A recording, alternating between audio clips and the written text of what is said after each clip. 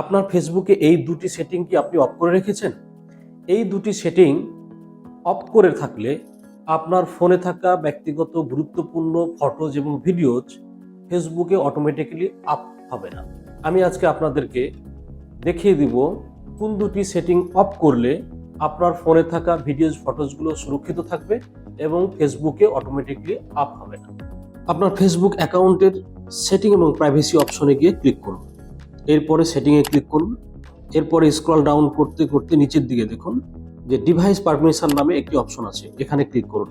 এর নিচের দিকে অপশন আছে ফটোজ অ্যান্ড ভিডিওজ, এখানে দেখুন যে অ্যালাউড হয়ে আছে, এখানে আপনি ক্লিক করুন। এরপর update setting, open device setting, এখন এই যে পারমিশন যে অপশনটি আছে এখানে ক্লিক করুন। এরপরে নিচের দিকে দেখুন যে ফটোজ অ্যান্ড ভিডিওজ, এখানে দেখুন যে অলওয়েজ অ্যালাউ অল বা এই অপশনটি সিলেক্ট করা আছে, আপনি এখন ডোন্ট অ্যালাউ এ ক্লিক করে দেবেন। এরপরে ব্যাকে আপনি ক্যামেরায় যান, ক্যামেরায় গিয়ে একইভাবে ডোন্ট অ্যালাউ অপশনটি সিলেক্ট করে ফেলুন। এইভাবে আপনি দুটি সেটিং অফ করে দেবেন। অফ করলে এখন আপনার ফোনে থাকা আপনার ব্যক্তিগত গুরুত্বপূর্ণ ছবি বা ভিডিওজ ফেসবুকে অটোমেটিক্যালি আপ হবে না।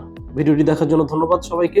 আপনারা অবশ্যই ভিডিওটি লাইক, কমেন্ট, শেয়ার করবেন এবং আমার প্রোফাইলটি ফলো করে দেবেন। আপনারা যারা পেজ থেকে দেখছেন বা ইউটিউব চ্যানেল থেকে দেখছেন তারা হলো পেজ ফলো করে দেবেন এবং ইউটিউব চ্যানেল থেকে দেখলে আপনারা অবশ্যই চ্যানেলটি সাবস্ক্রাইব করে দেবেন।